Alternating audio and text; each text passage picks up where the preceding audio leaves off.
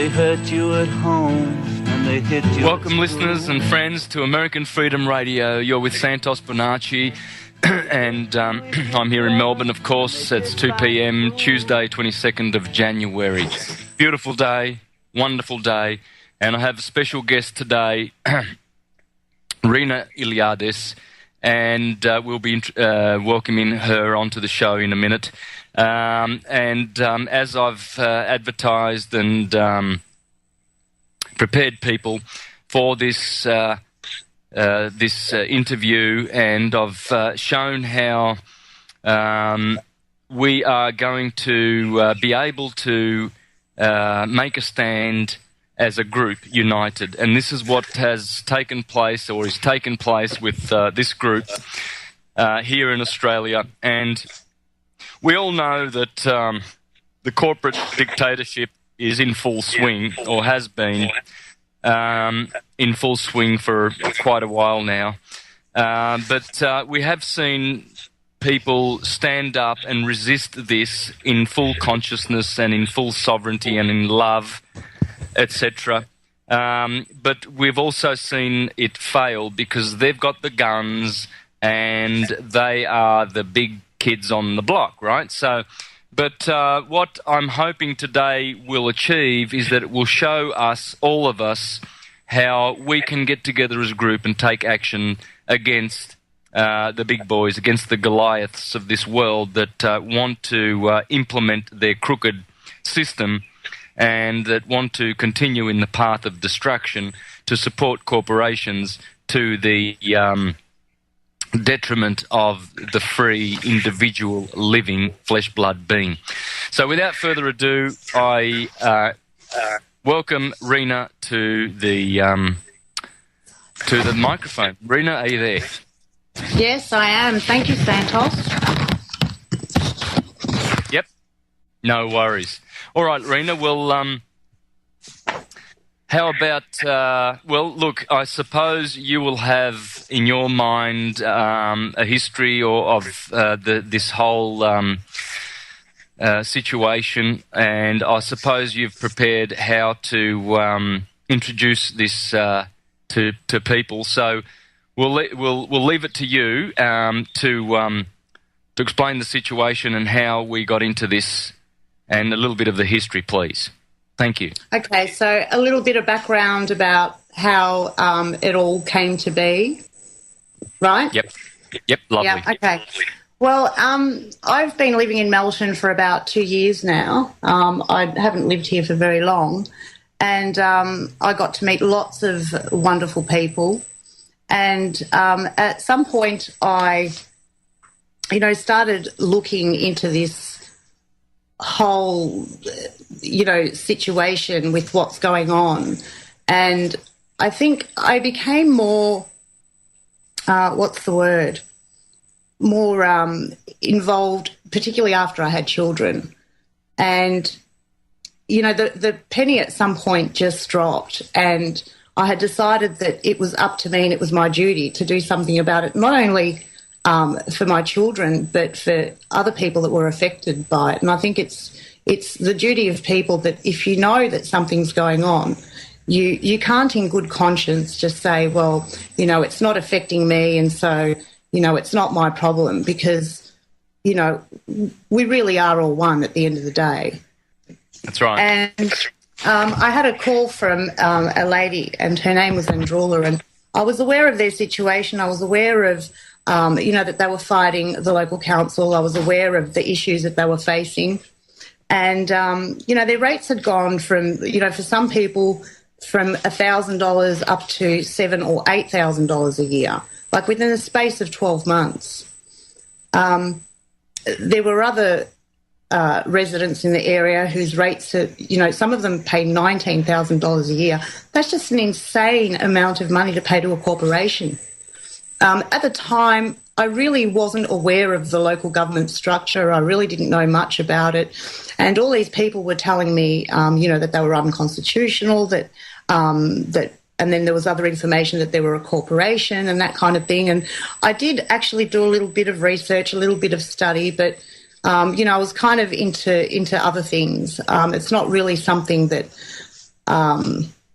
that affected me personally, and it's not something that I was,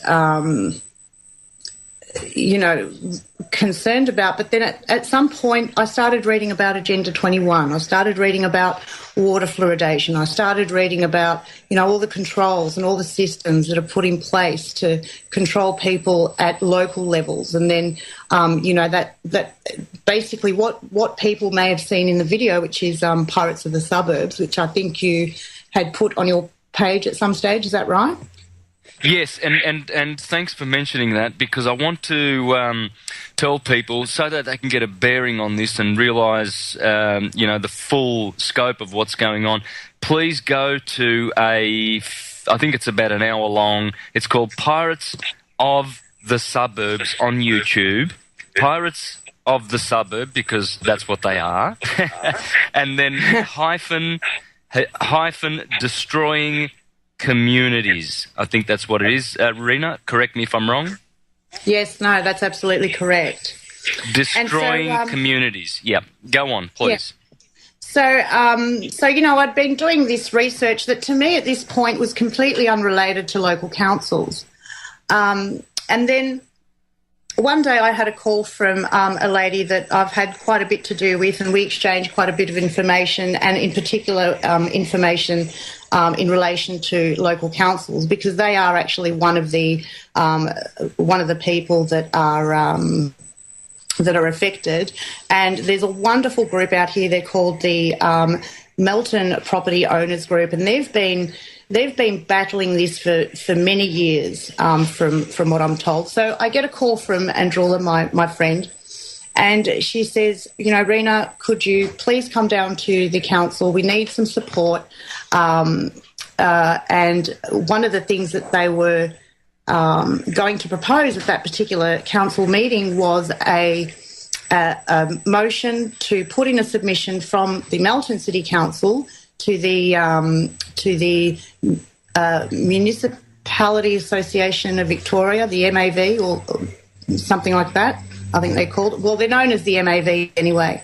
And they were going to put in a submission to the MAV to have local government recognised in the Constitution.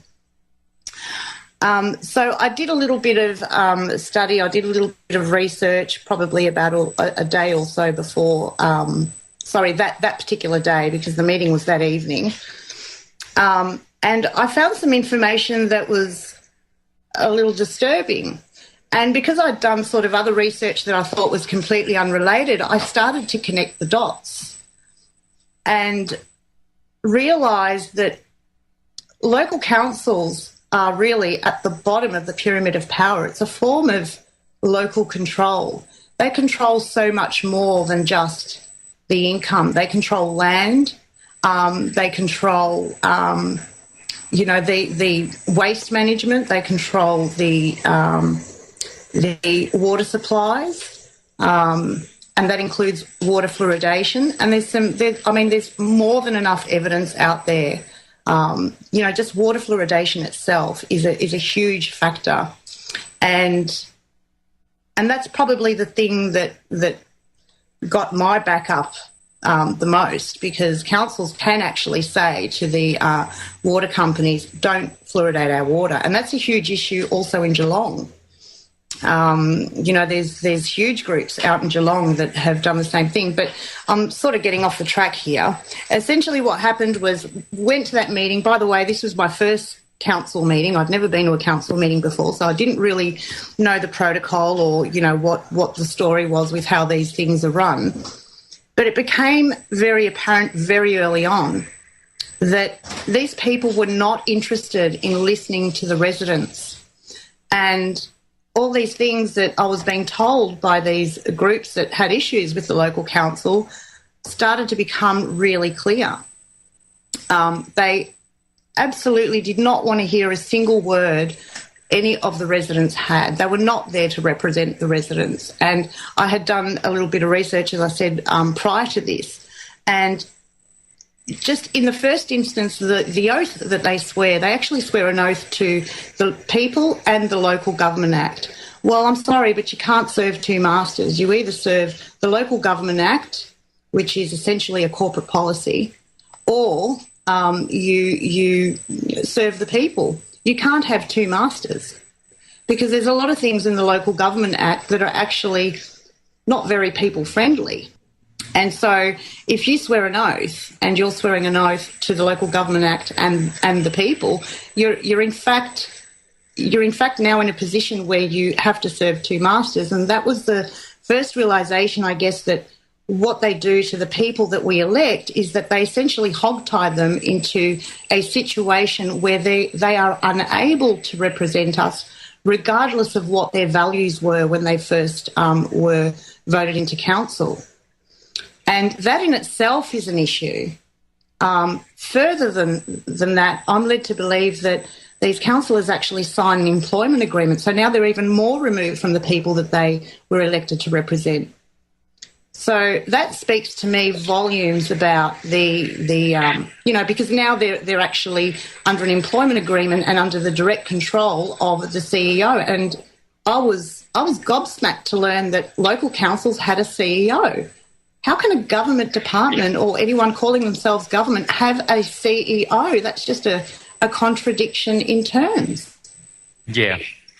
Yep, they've done it sneakily, haven't they? And it's crept up on us, and we haven't been paying attention. CEO is a chief executive of a corporation, so can't be serving people.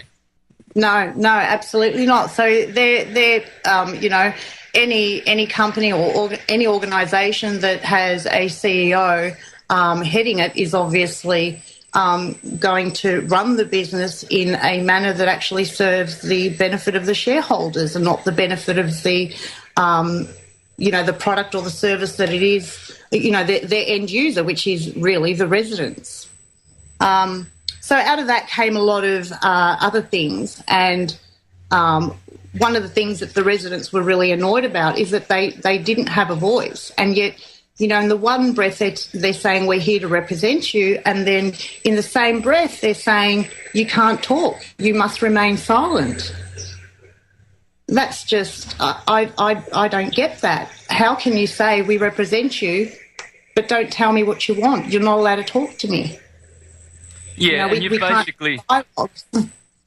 you've basically got that on video. Once people see the video Pirates of the Suburbs, they will see this in action. You've filmed the actual council meeting, so you can see their treachery. You can see them looking stupid, once they've got questions, real questions, not scripted ones that they give the audience. These are real free people in the gallery there or in the forum asking questions, and you can see them. They have no way to reply, and all of the errors that they committed. It was shambles. Really worth watching this, friends. Really worth watching Pirates of the Suburbs, because you'll see how all municipalities these days are operating. They are pretty much like the bank that operates in our courts. They're not there to listen to anything from flesh-blood entities, from flesh-blood real people. It's all about procedure, and you ain't going to get a say edgeways. Go on, please, Rena. Yeah, absolutely correct. I mean, that pretty much just sums it up. And I must say that a lot of people helped create that video. It's this is about all of us. I'm just anyone can do this in their local community.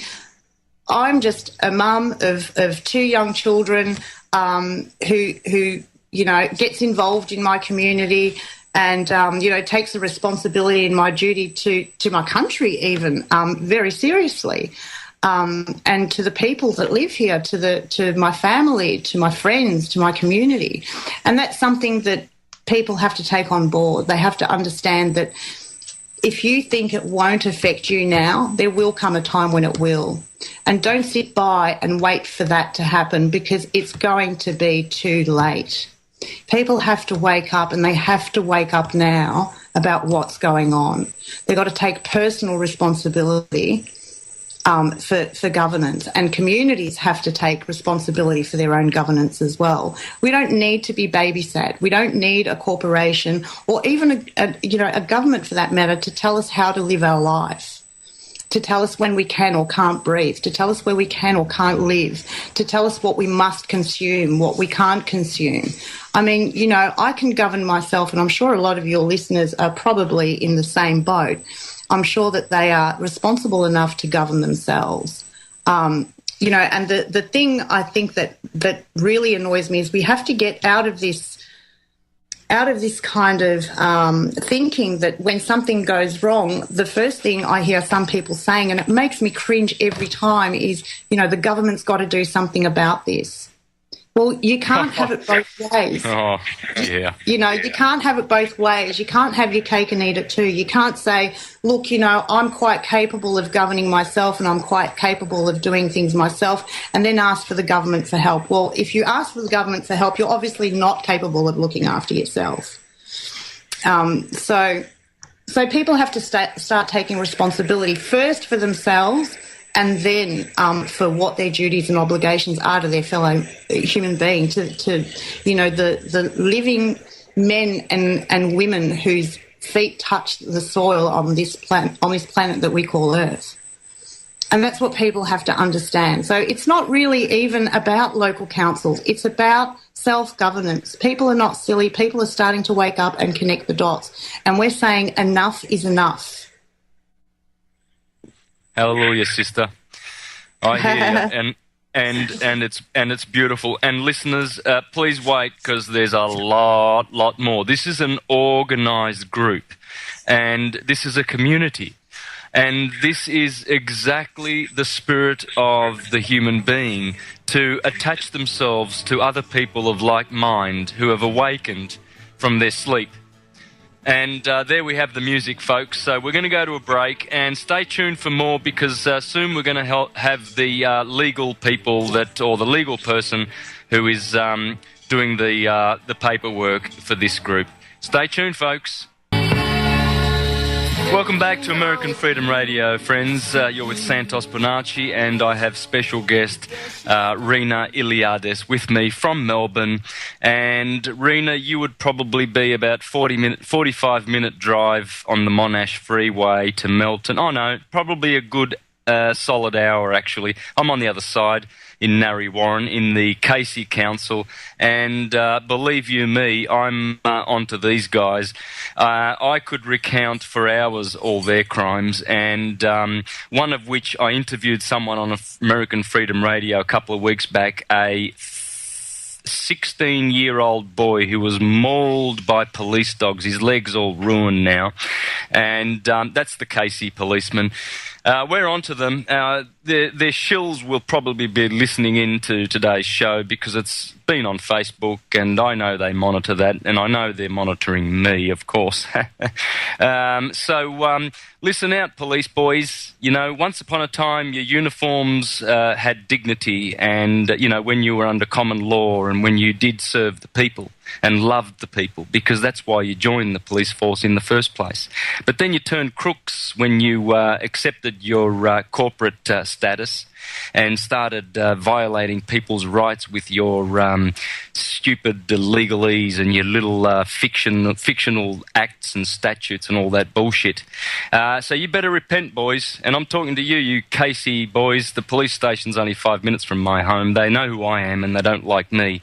Those uniforms used to carry dignity, but I'm afraid now they're just costumes, you know, clown suits. And you look like it. You really do. I mean, when you see these policemen with all their guards and protection and tasers, you can tell what they're lacking. You know, they're lacking a lot of other things. These are boys. These are emotional little baby boys, like they've got a mentality of about 6-year-old.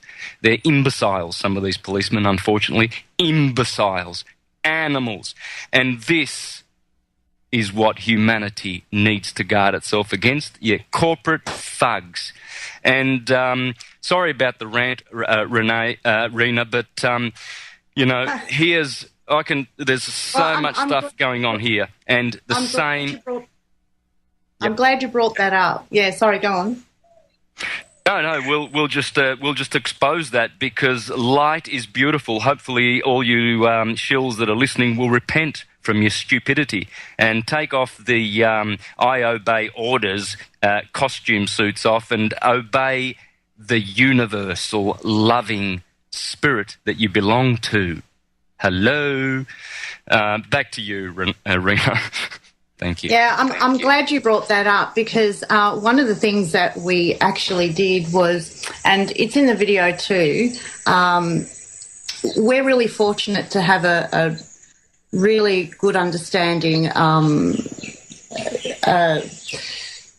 sort of police presence. When they came to when they were called into when they were called to the council, and presumably either the mayor or the CEO had actually called them, we actually spoke to Jack, who you see in the video, and he was a really, really nice guy. Actually, he was very courteous. He was very respectful. He allowed us to speak. He didn't interrupt people. He wasn't, listen to me kind of thing. And I'm guessing what you're talking about and the sort of police officers that you're referring to are the ones that do that. And that only serves to ignite the flames even further. And Rena, I just do want to say, because when they do harm, it's when they're acting in their corporate capacity and not in the service to mankind capacity, which is what really they joined the force to do, nobly.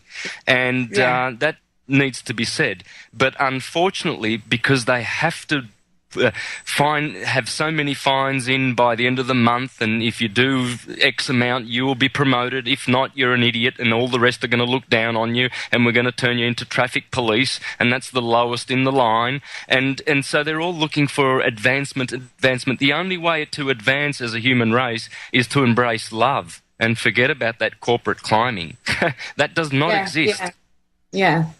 Well, I'm actually happy to talk to policemen and police women. I have a bit of an issue with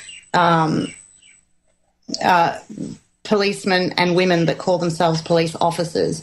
Officers are like a chief executive officer. Officer means that they're actually employed by a corporation. So when I'm talking to a police person, and, again, that can be interpreted as legalese, the definition of person, depending on which dictionary but I'm talking about just our regular dictionary of what you would call a person. When I'm talking to a policeman, I want to be talking to a policeman, not a police officer. And that is, there's a very big difference between the two. One of them enforces corporate policy, the other one protects your rights. And we actually went and spoke with the police. We reminded them of the Magna Carta that is in the police handbook. That's actually one of the first things that's in the police handbook. And we're going to talk about that, I'm guessing, a little bit later on, which is Article or Clause 61. It's sometimes referred to as Article 61, which is when you have no other recourse other than to not necessarily take matters into your own hands, but to assert your authority. I mean, the local councils don't see us as living men and women, with blood flowing through our veins. They see us as economic opportunities. And what we're saying to these councils is that, we have families, just like the policemen and women do. They have families, they have relatives, they have friends. And at the end of the day, when they take their uniform off, the people that they have to live with are those within their community. And that's who they need to stand by. That's who they need to protect, because what affects us affects them too.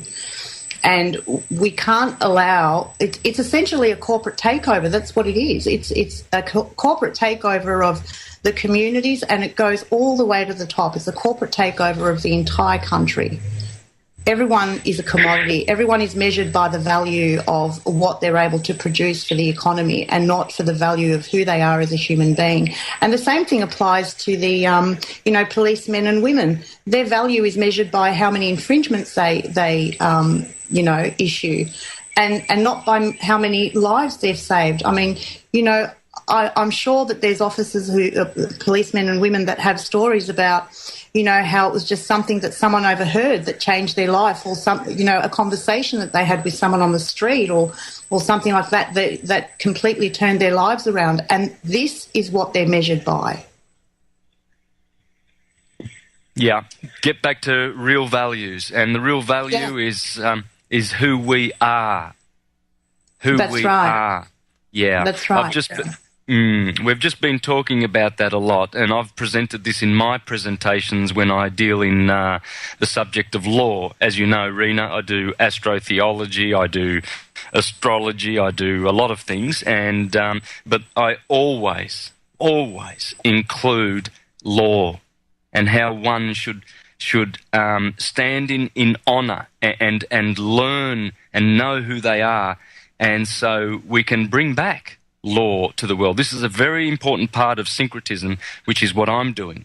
And so this is very close to my heart, this subject, and you guys are really providing a model.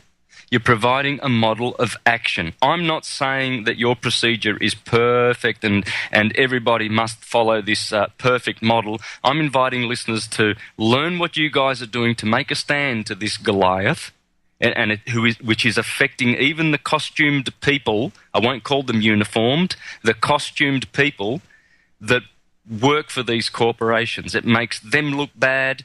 They feel bad doing these things. It's dirty business, and everybody suffers in the communities. So what you're doing, Rena, I am telling people and sharing people on my shows is a perfect model of action.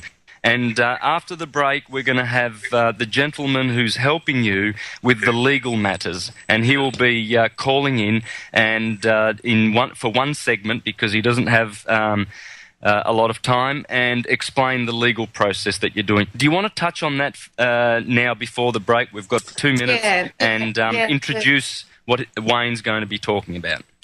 Yeah, I do. And the other thing I want to mention is that the model that you spoke of, we're not asking people to do exactly what we did. I mean, because each community has different issues, and like I said, from the onset, people have to start taking responsibility for themselves and for their own community. So what is good for our community may not necessarily be okay for another community, or necessarily acceptable to another community, and that's what self-governance is all about.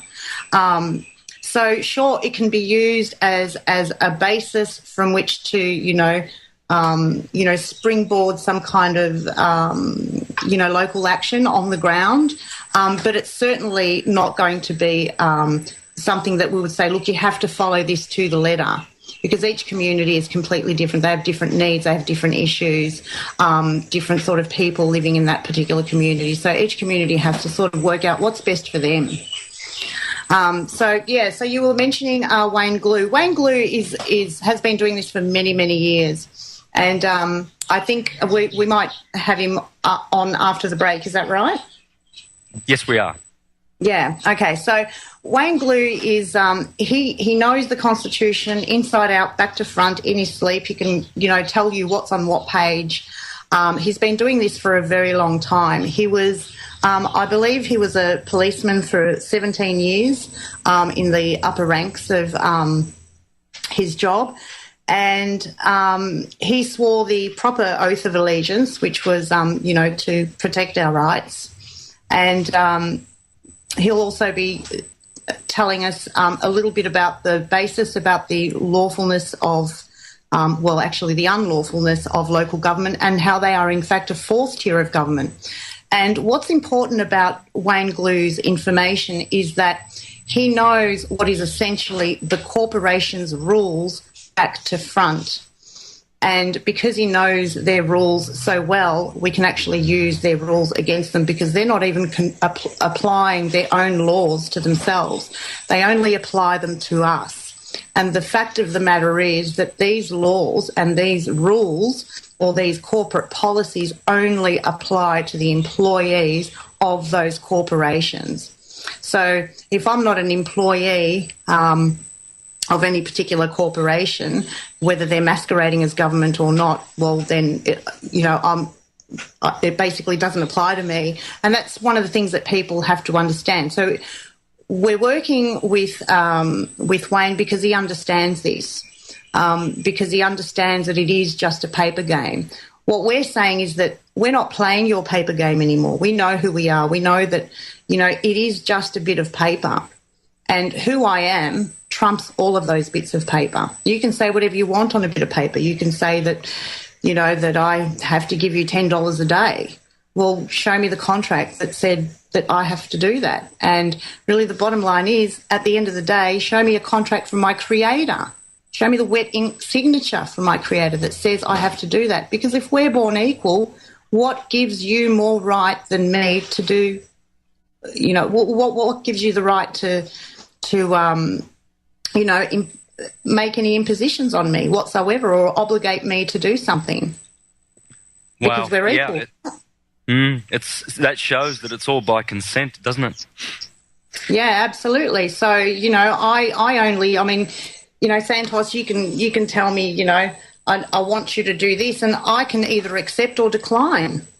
Now, just because you suddenly have a badge or a particular title and you have the ability and you conspire with others to, make people believe that what you've written down on a corporate policy or created into a law, that I have to abide by, you can't threaten me with that, because it's simply just writing on a bit of paper. That's all it is. It doesn't obligate me anymore to do something that I know is wrong. Exactly. And this is what we're trying to bring to the attention to perhaps first-time listeners or people that aren't familiar with all of this, is that those papers are dead papers. They've only got words on them. They're just a bunch of words. And they refer to acts and statutes which are also dead. They're dead because they don't have life in it. They haven't, for a start, they haven't got the assent of the Queen, which is the true procedure of these laws. But besides that, they're just paper. And we are flesh and blood, and we are free. Back in a few minutes, friends, after the break, and we will have Wayne Glue speaking about the legal aspects of this case. Thank you. Hang in there. Thank you. Welcome back to American Freedom Radio. You're with Santos Bonacci and Rena Iliades. Rena, you were talking before the break about having Wayne join us for the legal aspects. Unfortunately, we're trying to get through to Wayne, and it might have to be at the next break. But continue on. You were very, very inspiring with what you were saying, Rena, about the difference between the living human being and the corporate fictional paper entity, and how we need to separate ourselves from that and know who we are. Yeah, that's right. Yeah, that's right. So, we couldn't get Wayne on the phone. That was a bit of a problem, but I'm sure we'll get him on after the next break. So, just to go on from where we were, I guess I should now go into what actually happened at the meeting, yes. And what led to this whole thing, how we put the video together, and all the rest of it. It was a lot of fun. I have to say, it was a lot of fun putting the video together.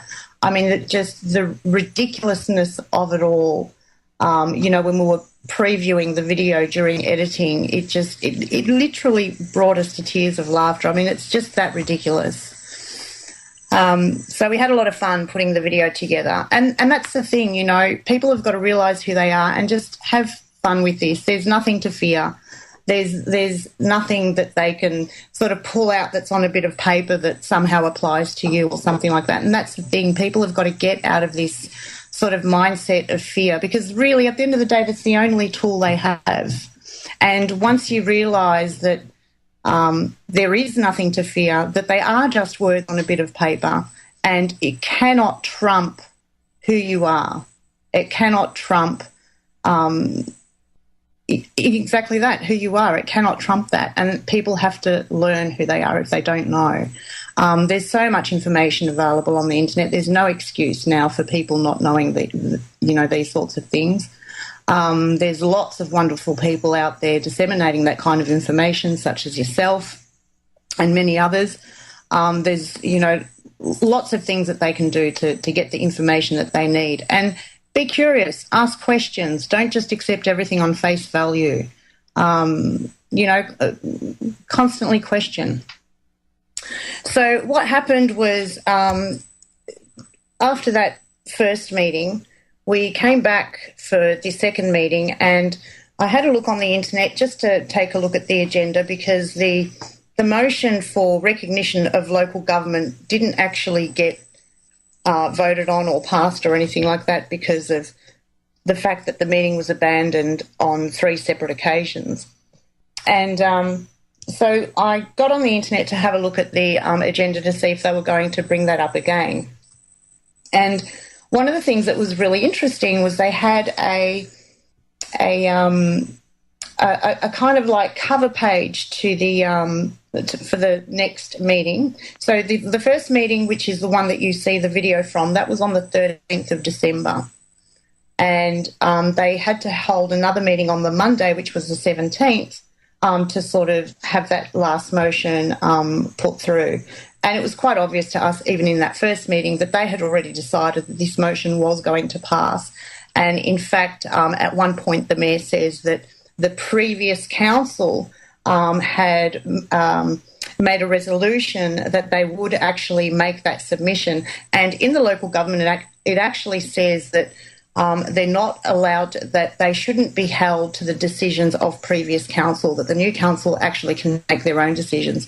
So just by the mere fact that they've now said that they're going to uphold what the previous council had determined to do, that alone is in breach of their own act.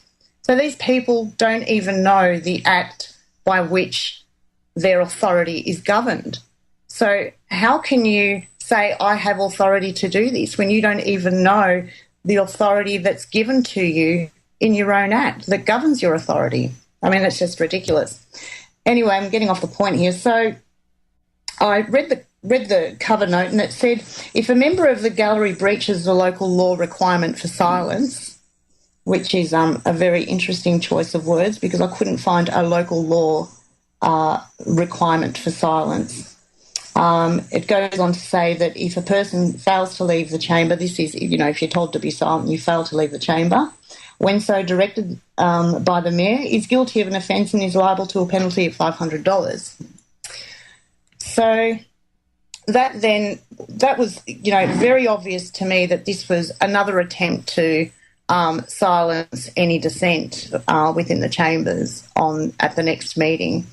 And clearly a very heavy-handed approach to use. I mean, you're telling us we live in a democracy, and yet you're saying to us we're not allowed to ask questions during question time. And you're going even further than that and saying that if we do, you're going to slap a $500 penalty on us. I mean, that's just ridiculous. This would not be acceptable in a shareholders meeting, let alone a meeting that is supposedly a government department or an arm of government that is, representing you. That's it. That's a good point, sister. That is a very good point. It's jaw-dropping stuff. You can see the fascism coming through their nature, the way they're acting. They are real little fascists. They are. I don't want to say Nazi, but it's a very fascist type and that's another attitude. thing. People have this thing about political correctness, and I was just saying that political correctness is like trying to pretend that you can hold a poo by the clean end. I mean, just say it how it is. If something's wrong, it's wrong. No amount of spin is going to make it right. Yeah, look, there's only 2 kinds of government that exist.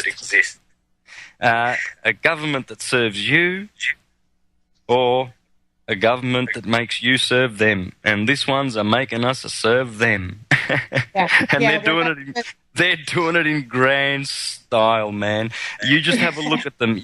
We find a lot of corruption upstairs, don't we? Yeah. Yeah, well, there's a lot of...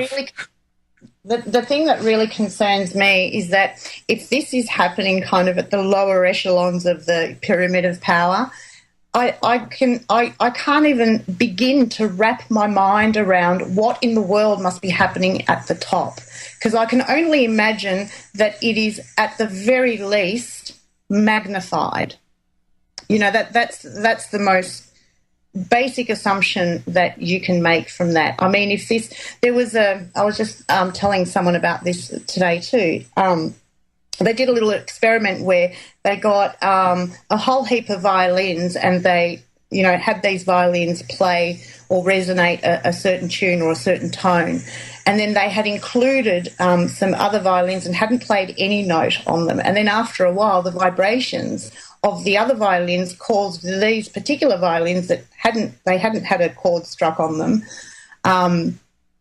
They ended up playing the same tune. And so what I'm trying to say by that is that even though you may have people who are elected to council that have all the greatest intentions of the world, they end up becoming pretty much the same as the people that they actually entered into the lower parts of politics to represent. They become one of the same. You know, whether it's through pressure or whether it's by, you know, there's only so many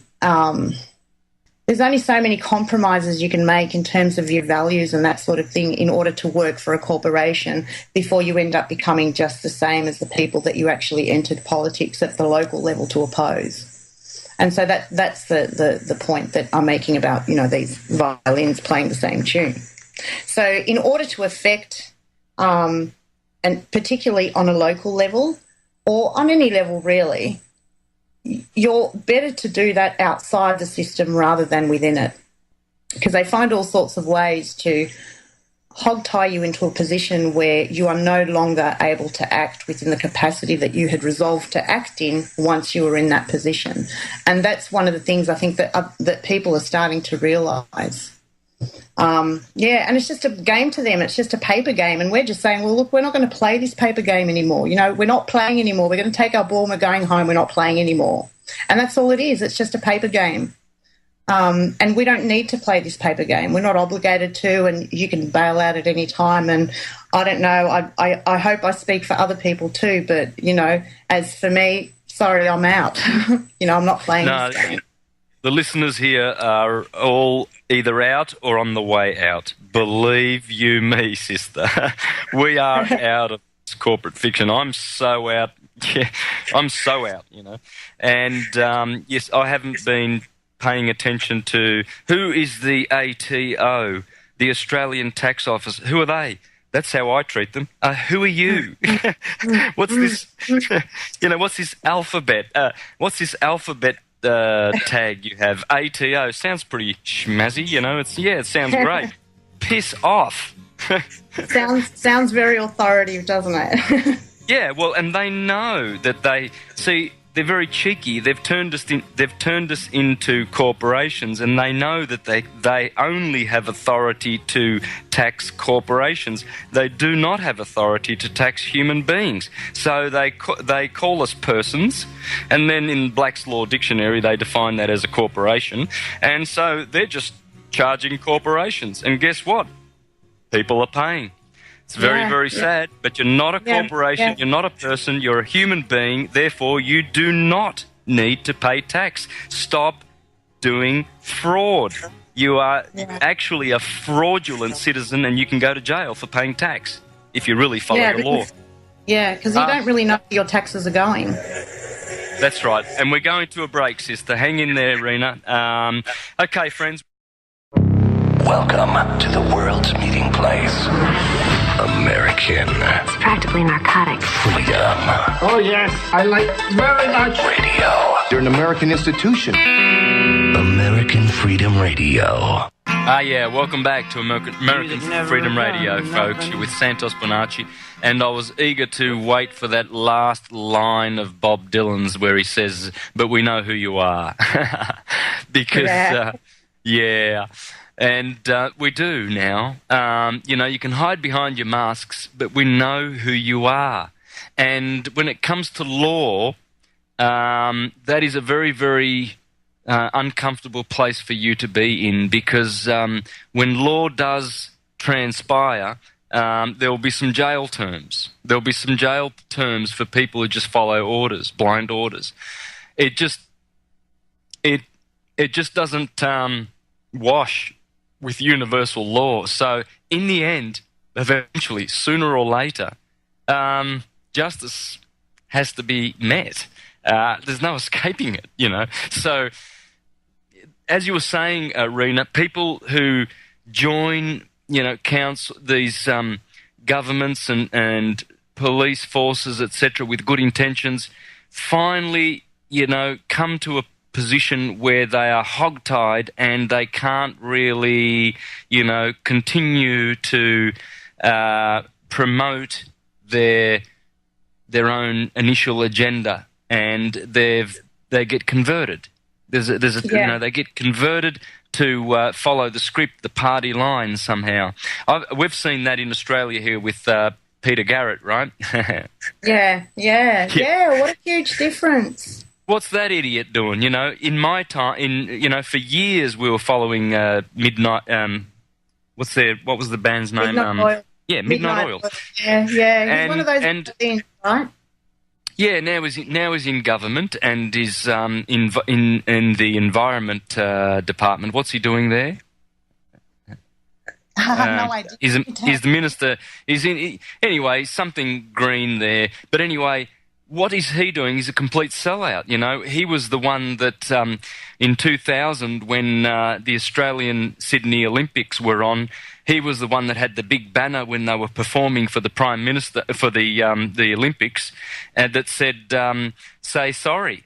And he embarrassed. He was trying to embarrass the then Prime Minister John Howard, and now he's in government, and rather than embarrassing them there, he's making an embarrassment of himself, because he's forgotten, he's lost his way. He's a real corporate little thug now. Yeah. Well, so what happened is we started asking them questions, right? So one of the things is that you can't go into these meetings thinking that you're going to wing it. There's an old saying that before you ask the question, you have to know the answer. So you have to know the answer of the questions that you're going to ask, because otherwise you're at the mercy of whatever answer they give you, and that may not necessarily be the truth. So you have to know the answer to the question before you go in. So one of the things that we did is we put in a lot of questions that we actually already knew the answers to. And one of the questions was... we'll let people see the video and sort of find that out themselves. But it was along the lines of, you know, if you're sure of your authority, why do you need confirmation to have yourselves included in the Constitution? Because there was a referendum in 1988, and the question was whether or not we wanted to have local government recognised in the Constitution. And there was a very clear no to that question. Now, there has to be a majority of... It was 63%, by the way. Was it? Yeah, someone else told me it was actually... Someone told me that it was actually higher than the 66.7%, and then it was something in the 90s or something. Look, it doesn't matter. It's neither here or there. The bottom line is it didn't pass, regardless of what the official results were. It didn't pass. We said no, and yet they still did it. We said no to the 1974 referendum, and that referendum was about, and interestingly enough, that was my second question, and that was something that was completely avoided. They didn't even read out that question. They completely just skipped over it altogether. And that question there was, in the 1974 referendum, we were asked whether or not we wanted to allow local government to receive direct federal funding. And I'm guessing that the reason why this was not read out is because they've been receiving direct federal funding for a very long time. And I think from the statistics I've been given from some of the groups I'm involved with, they local community groups that I'm involved with, they tell me that it's something in the order of $28 million or more. This is just in one financial year, and it's probably a lot more. So the thing is, if they're getting funding, why are they still charging us for the services and everything that they're providing? They're already getting funding. Everything's already prepaid. Why are we paying for it again? But Exactly. more to the point, we've said no to 2 referendums that we know of. There's possibly more that, we've said no to that are probably technically still happening anyway. But what that shows is that it doesn't matter, referendum or not. They're just going to do whatever the heck they want. They don't even abide by their own rules, their own laws. And this is not just on a local level. We're talking about a referendum. This is on a federal level. And why hasn't anyone done anything about it since 1974? How much federal funding have they received? We're paying for this out of our taxes, and then it's going directly to local government. Why are we paying for all these local services again? Why is there no transparency as to where the funding is being spent? Why do councils have meetings behind closed doors with property developers? This is our land. This is our country. It's not the resource of a corporation. It's ours. And so, so that question really wasn't answered. Neither of those 2 questions were answered. At the end of the meeting, this is the second one, by the way, the one where they said that they would give us a penalty of $500 if we weren't quiet, which, again, it was just a jaw-dropping thing to say. I actually looked up their meeting procedure local law, and, well, I couldn't find anything in there that said that that was called rule of silence or anything that contained those terms in the meeting procedure law. But more than that, what I also noticed was that on page 6 of it, it had a commencement and revocation date, and they were actually blank. And I didn't want to make too many assumptions. I didn't want to assume that the copy that they actually had available in their office was also blank. So I actually looked up the Local Government Act just to sort of get an idea of how local laws are actually created. And essentially how they're created is that a bunch of councillors can essentially meet in a room, which is technically their boardroom, but they'd like us to believe that it's the local government's, democratic meeting room. And they can just make up any law they want, and as long as the councillors actually sign and agree to the minutes discussing that particular bylaw, it becomes a bylaw, and it is as simple as that. There's no upper house, there's no lower house, there's no debate, there's no local people that are involved in any sort of debate or discussion about whether or not this bylaw is acceptable to the people in the local area. It's just simply passed. That's it. It's as simple as that. I mean, what a wonderful position to be in. You could make a law about absolutely anything and people would have to abide, because you can now use threats, you can now use intimidation, you can now use whatever is at your disposal to actually make people abide by these. And you can say, hey, here's the bylaw. And that in itself is just an extraordinary situation, to think that it is as easy as that to actually create a law. And my concern with that is not necessarily that they're able to just create a law on the fly, but what happens when these councils become super councils? They get local government recognition through the Constitution and they become super councils. We won't even need a federal parliament anymore. We won't even need a state parliament anymore. All we'll need is for them to just pass the buck to local councils, because they can make any law they want. They don't have to, present a bill. They don't have to debate it in the lower house or the upper house. They don't have to consult anyone. They'll just pass the buck, and we'll end up with a parliament that is there just to keep up the facade. And that is not an acceptable situation. No, not at all. Duplicity, that's what it is. Yeah, absolutely. So we decided to ask Calvin Torrey to show us the where the rule for silence was in the Meeting Procedure Local Law 2005. And so he went off and he essentially brought back the same document that was available on the internet. And one of the first things I did when he actually just dropped it on the table and said, oh, it's in there.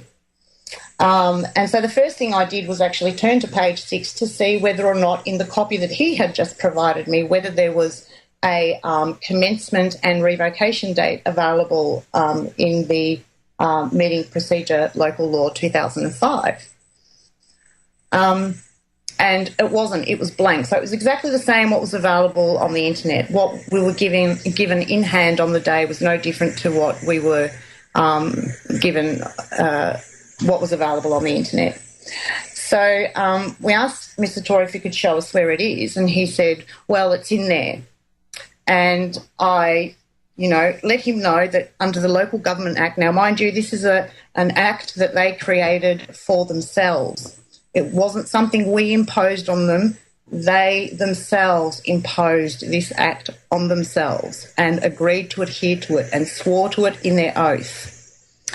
And in the Local Government Act 1989, I think it was under, where are we? Section 120, I think it was. Section 120, that 2A, it said that the precise provision authorising the local law as per the requirement of Schedule 8, Section 123, stating that a local law must show the precise provision authorising the local law. Now, apart from the fact that the precise provision authorising the local rule for silence wasn't in the cover sheet of the agenda, it also, they hadn't showed it in the cover sheet of the agenda, so I told him that, he's got to show us the precise provision, and read that section of the Act to him. So he started flicking through the Meeting Procedure Local Law 2005, and about 10 minutes later, he shows us where it is. And, I had just a quick skim over it. But what was more important is that even if it's contained in there and he was able to show us where the precise provision was, there's no evidence that this actually came into effect ever at any point. And so how can you impose a breach of your local act that, first of all, isn't even cited, but was never even assented by anyone? I mean, even the cleaner, we'd be happy with the clerk or the cleaner to have signed it, just anyone. And so we asked him where the commencement and revocation date was. So he went off to find that as well. Oh, no, actually, he said, write to us or something like that, put it in writing and, we'll send out the information to you. And we said, no, well, hang on. It does say in the Local Government Act under Section 20, Schedule 8, I think it was, that it had to be available on demand during office hours. And we asked him whether or not that we were actually there during office hours, and he said, yes, we were. And I said, well, according to the Act, you are obligated to produce it on demand. You've got to have a copy of every single local law available for us to view or inspect at the office during local council office hours. And his response to that was, oh, I didn't know that. That alone is very telling. So again, they're telling us that they don't know the law that they're exercising authority on. And if you watch the video, we get I am exceptionally confident that what we're doing is lawful. Well, how do you know if it's lawful? You don't even know the law that governs your authority. You can't have it both ways.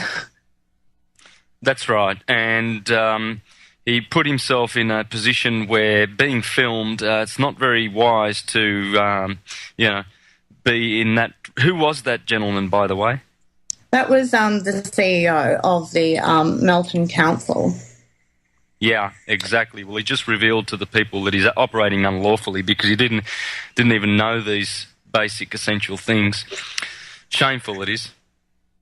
It is. It's just it's actually Well, actually, shame on us for not knowing this a lot earlier, and for not pulling them up on this a lot earlier, and not, for not being awake to it. And what I'm saying is that there is no excuse for not being awake to it now, especially if you have the information. And so what happened after that was he said, "Oh, well, I didn't know that." And then, when I challenged him on that and said, "Well, if you don't know that, how can you be sure that you're acting within your authority, because you don't even know the act that you're being governed by?" And he said, "Oh, well, I didn't say that." And I said, "Yes, you did. You just said that in front of 30 witnesses." And everyone, of course, nodded and said, "Yeah, we heard you say that. That's exactly what you said, that you didn't know that." So he tried to even back out of that. So off he went, and they were gone for probably more than an hour. And at one point, we actually thought that they were going to ignore us. I mean, it wouldn't have surprised us that they were going to completely ignore us and not even come back, showing us, that particular act signed. Because in the Local Government Act, it says that when they bring a bylaw or a local law into being, that they have to provide the minutes for that local law and the discussion, and that it has to be signed and sealed by the council. And so what we wanted to see was the signed and sealed copy, and also the... There's the music. You heard that too, didn't you? Yeah, I did. Yeah, I was kind of, what's that noise in the background? Yeah, a lot louder than the last one. We didn't hear it, and we got caught in the end, so we caught it this time. All right, well, we're off to a break. Hang in there. Just hang on to that thought, Rena. It's warming up. Hang in there, folks. Yeah, back in a few short minutes. Welcome back to American Freedom Radio, friends. You're with Santos Bonacci and Rena Iliades. And I do encourage the listeners, one and all, that song that you were just listening to by Bob Dylan, With God on Our Side, please pull up the lyrics on Google and enjoy. And also the other ones of Bob Dylan's, John Brown Went Off to War, and You Masters of War. Have a good look at those lyrics, and tell you what, he's still a great inspiration to me and hopefully to the world. So you were warming up with those thoughts there, Rena. Please continue. Okay, so where were we? I think we were when they went away to kind of get us this assented copy or this signed copy that we had asked for, that was meant to be available on demand. According to the Local Government Act, they're supposed to provide it on demand during office hours, and they were meant to have a copy of all the bylaws and all the local laws available for anyone who walked into their office during office hours to view them. And so off they went, and it was definitely more than an hour later. It doesn't matter, how much time it was. The point is that it wasn't available on demand. So off they went, and at some point we thought that they had abandoned us, that they weren't even going to come back, because so much time had passed and no one had kind of come back to say, hey, we're still looking for it, or whatever the case may be. And I think they're called the customer service manager. And notice that we're actually referred to as customers and not residents. That is something also that is, raises a lot of questions. Scary. Yeah, raises a lot of questions. When did I become a customer? When did I become a customer? I thought I was a member of the community and that you were here to serve us and that you were here to represent us. When did I become a customer? I didn't know I was a customer. I thought I was a resident. So they did come back and told us that it was actually in archives. Now, I don't know, but I live in an age where we have the internet and we've got so much amazing technology, and I can't imagine that it would have been a very difficult thing to do to actually, scan these documents into a electronic system or through a scanner and actually have them available for people to view off a computer screen. Because you'd think that, okay, we can understand why they might actually send off signed and sealed documents off to an archive centre where they could be kept safe from fire and all that sort of stuff. But that's not a reasonable excuse as to why it's not available in this day and age with all the technology that we have available on a computer system or some kind of database that actually archives all these things in an electronic form. So that's not really a very good excuse to say, well, it's in archives and it's going to take us time to retrieve it and, all the rest of it. And apparently the company or whoever it was that had archived it, they needed to get in touch with them to have them send a copy and all the rest of it. So we asked for confirmation of that in writing. We received that confirmation on the 17th of December. And to this day, we are still waiting for those documents to arrive. We haven't had any contact from anyone at council to say, look, we're still looking for those documents. We're having a bit of trouble, or just to keep us in the loop about what's going on with them. We've just been completely stonewalled, no response. And, it just seems to me that it's just gotten to the point where they have no response for anything. And so better than a response that, is obviously wrong, where they'd perjure themselves, their choice is to make no response at all. Well, no response is a response. Yeah. So that's where we're at the moment. That's where we're at. All right. And what's the next? I believe there's a meeting at the end of the month.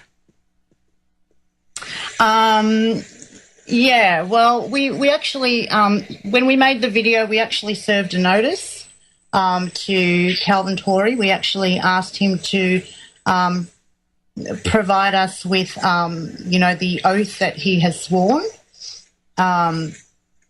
to show that the oath is from the oath of a de jure government. De jure is just a term for like a lawful government, like a properly instituted government. And that the default position, if he doesn't respond, the default position is that we will just assume that he is the CEO of a corporation. Well, we're still to receive a response from him in regards to that. And we actually had a meeting with him, myself and a friend of mine, Karu, had a meeting with him. And one of the things that we asked him was, what was the reason that you had entered the local government arena? What was the purpose of that? Was it to represent the people, or was it just an opportunity for you? And essentially what he told us was that it was a political career choice. And so that just, to me, again, just confirms that we are just simply an economic opportunity to these people. We're not residents.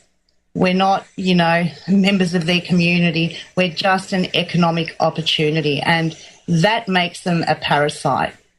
And that makes them not a service to us, but a leech on us. And that's what I meant by two types of governments. Governments that sit there like fat pashas wanting to be served. Fat cats in office. That's what they are. And we're the ones that are, at the short end of the stick. There's no two ways about it. We've got to revert this back to governments that serve us, because that's where they're getting their money from. So they are employees. We are the employers. And so we pay them, they work for us. That's what we've got to switch around now. We're going to do a switcheroony on them, just like they did a switcheroony on us. Yeah, absolutely. So I had actually gone to see Wayne Glue at one point, and we had a few technical issues with getting him online, but maybe next time. But essentially what he's done has taken him, 12 years to get to this point, and it was a huge breakthrough. I had met him in Canberra on the 14th of January. And on that particular day, he had submitted a writ of summons to the High Court in Canberra. And the writ of summons, I wish I could find it now. I did have it in front of me before, but the writ of summons essentially says that, oh, here we go, I've got it here. So it essentially says that that the Attorney General Government Department of WA has been misleading and deceiving the judicial system and the people of WA. By the way, this would actually ultimately apply to all the other states because, believe me, this situation is not unique to WA. Has misled the people of Western Australia to believe that the courts sit under state acts and statutes and not in common law under Chapter 111 of the Commonwealth Constitution Act 1901. Now, that in itself is actually just the corporation's rules. And so that's why Wayne's great in that sense, because he's able to give us the information where we can actually hold them to account to, you know, what they say that they abide by, and they're not doing that. So in some ways, the Constitution can actually work if it's done correctly, if it's actually adhered to. But, you know, the problem is that it's not, because it's not in their interest to adhere to it because it doesn't line their pockets. And so he finally got that application in. He made it very clear that it wasn't vexatious or malicious or anything like that, because that's some of the things that they try to pull on these people. They try to, you know, mark them as vexatious litigants and that kind of thing. But I'm pretty sure he knows the system fairly well. And one of the things that we had discussed on the day, we had actually gone to see the Magna Carta monument, and I took some footage of that as well. That was just an experience in itself. But he, when we were talking about the Magna Carta, he mentioned to me not Article 61, Clause 61. Some people refer to it as Article 61. And essentially what Clause 61 is the last sort of line of defence for the common people, because we are, in fact, in a common law jurisdiction. And essentially what it says is that by invoking Article 61 or Clause 61,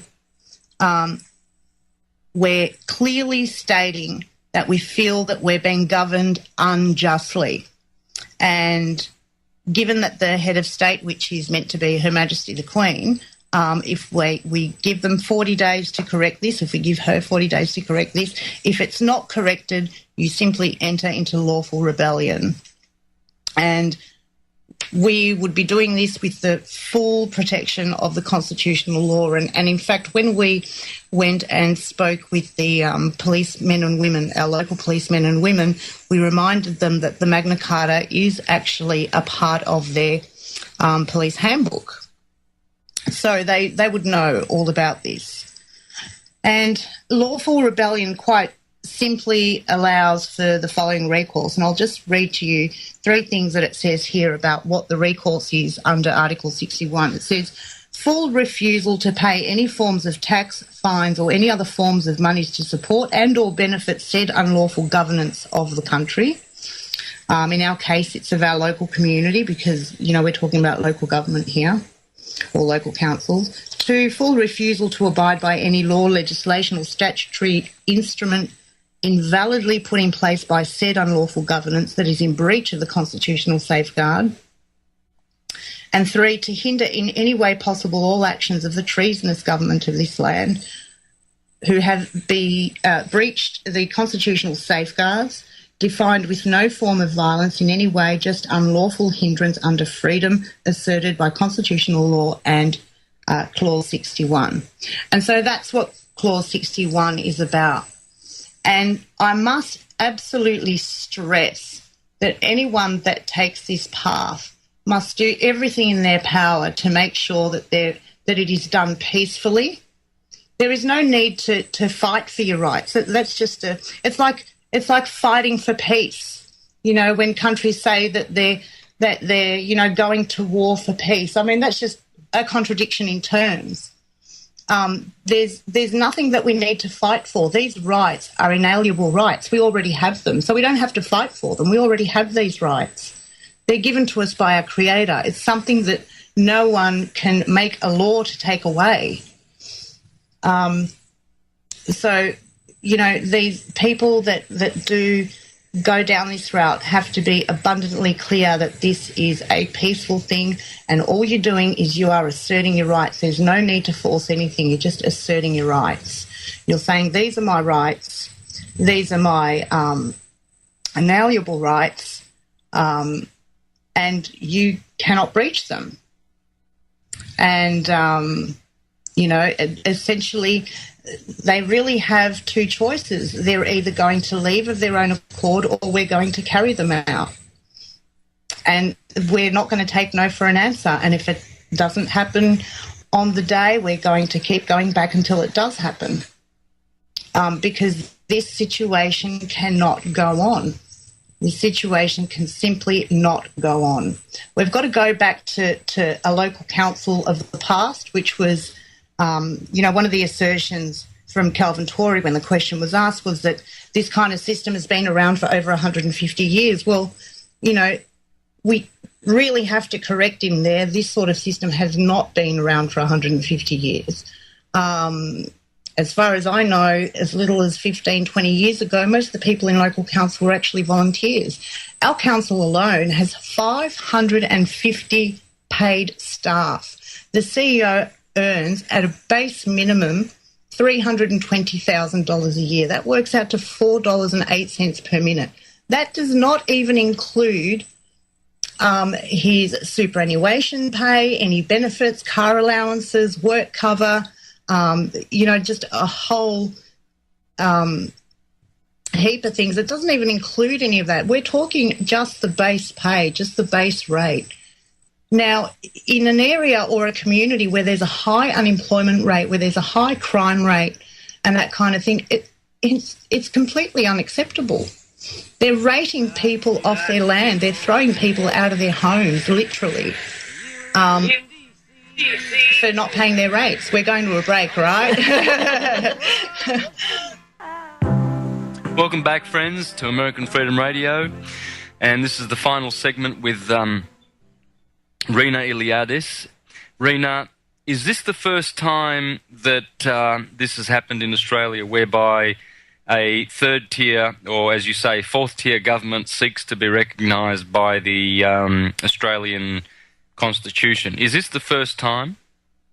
No, actually, when they put in the submission, they were actually asking for the same thing, for the same referendum to be put to the people again. And really what it comes down to is, we've already shown that referendums mean nothing to these people. They're just going to run roughshod over your birthrights, and that the Constitution means absolutely nothing to them. So it's a pointless exercise to have a referendum. We already said no, it should have been the end of it, and apparently that wasn't so. So it's just a waste of taxpayers' money. It's a waste of time voting in the referendum because, like I said, nothing's adhered to, and it's just an illusion. We're told that we have all these rights, that we live in a democracy, and I think people are starting to connect the dots and discover that that's not the case at all. It's just we're being given a lip service, and that's just. Yeah, and that's just completely unacceptable. And, for me personally, like I said, I have 2 young children. I have a husband, a home to run. I, do cooking, washing. Everyone can do this. You don't have to have any special knowledge. You just have to know who you are. You have to assert your rights. The groups and a lot of the people that we work with, and there's a lot of volunteers as well, including myself, lots of wonderful people, lots of wonderful support, and this is about them. It's about their future, about the future of their children. What sort of world do you want your children to live in? Do you want them to be known or used as a commodity or as an economic opportunity? Or do you want them to live the life that, that they have a birthright to live? And that's what it comes down to. And, we have Australia Day and Remembrance Day, and everyone goes and buys the poppies and all that sort of stuff. These people died to protect our freedoms. They died to protect our birthright. We have a duty to those people. We can't allow them to have lost their lives in vain. It's your duty as a citizen of this country to uphold the birthrights of not only yourself, but all your brothers and sisters, everyone. It is your duty as a member of the human race to do that. It doesn't matter if you wear a uniform or not. It doesn't matter if you have a title, whether you're a CEO, whether you're a judge, whether you think you have some authority or not. It is your duty to protect not only your own birthrights, but the birthrights of your family, of your children, of the people in your community, and the people in the country and the freedoms that these people fought for you to enjoy, and that cannot have been in vain. And if we allow this to continue, it will be a corporate takeover, and it will have all been in vain. And we'll all be slaves that to a corporation. That's what's going to happen. That's going to be the ultimate. That's going to be the last thing. And people just have to say, no, we're not going to allow that to happen. We're going to stand in our own power, and we're going to assert our authority, and we're going to do something about this on a local level. Your local council is a place that is, within the vicinity of your home. It's a place you can touch, feel, smell. I was just mentioning to you a moment ago about the writ of summons that Wayne Glue had put in. And, that's not necessarily something that people can relate to.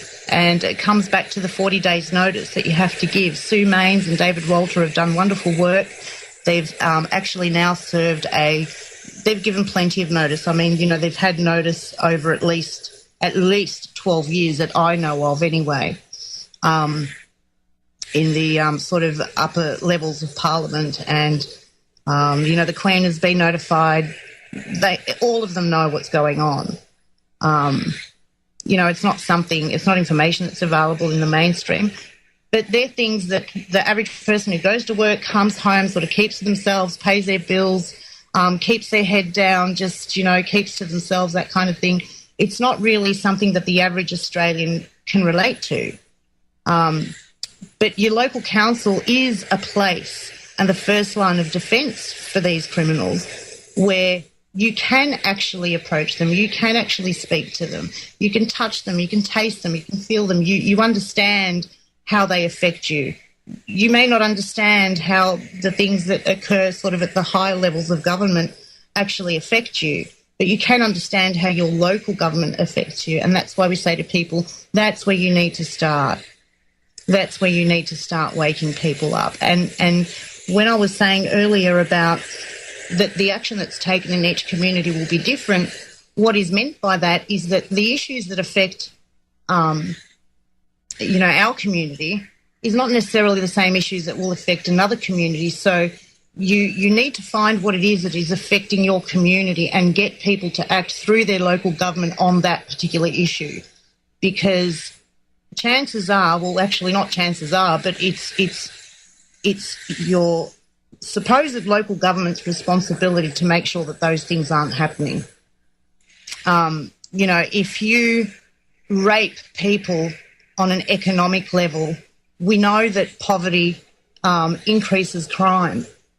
And I've had conversations with people and even the local police, and Melton is known as one of the highest crime rates, to have one of the highest crime rates in Victoria. Now, I don't know if that applies to all of Australia, but we apparently have a very high crime rate. Now, why would that be? It seems to me that they attack the most vulnerable members in the community, that they use them as guinea pigs and see how they go with it, and then just, blanket that particular policy across, the next most vulnerable community. And we've just got to stop it. right at its very beginning point. And to me, that represents, and to many people that support this, that represents the Melton Council. And so they've got to find what issues are that affect their particular community. Wonderful, Rena. Wonderful. Hey, how can people contact you if they need to help? What do you have a Facebook account for this action, or what are the contacts? Let's get those out. Okay, well, at the moment we'll be putting we're actually working on a website that will give all that information. But one of the things that people can do is join. It's a bit like Facebook, but it's like a private Facebook thing. It's not connected to Facebook. You can connect it to Facebook if you like. It's like a forum, and it's laid out in a similar way to Facebook. So it has a very familiar interface to those who are using Facebook. But those who have used forums and that sort of thing, it's very user-friendly for those sorts of people as well. And that is, so no www dot in front of it, just type into your browser directdemocracy.grou.ps. So it's directdemocracy.grou.ps. So it's directdemocracy.groups, but there's a dot between the GROU and the PS. And then people can join that. And we put up information about the latest goings on and, you know, what we're doing and what sort of action we're taking. And they can also go to the YouTube channel where Pirates of the Suburbs actually is, and sometimes we update the information there, and certainly the link for that particular forum is on there as well, in the video description for Pirates of the Suburbs, and we update that. So we'll be updating that, and also the people that join that network, Direct Democracy Network, will be updating them with what websites and stuff will be available. Right. Well, I do encourage the listeners to watch Pirates of the Suburbs and spread that around, because this will only inspire many, many other people around the world to take similar action and to be proactive and conscious and aware and concerned, because we can all lift our own awareness, and that, of course, will rub off and help others. So thanks, Rena. Thank you so kindly for sharing with us. I think we've got a minute to go, and I'll leave it to you. Just 30 seconds. Thanks. Well, it was a pleasure and an honour to have us on, Santos. Thank you for your support. It's just we need more people like you. Forget the mainstream. It's people like you that we need. This is definitely a people power thing. And there's more of us than there is of them, and never forget that. Absolutely. Thanks, my dear sister. We'll be in touch, of course. And thank you, listeners, for joining once more. Please join us again tomorrow. I have a very special guest tomorrow, and I'm embarrassed because I forget who it was. But anyway, it'll be a good one. So tune in. Thanks again, Rena. And bye-bye, one and all. Take care, and we'll see you tomorrow at the same time on the same station. Thank you. Thank you. Goodbye.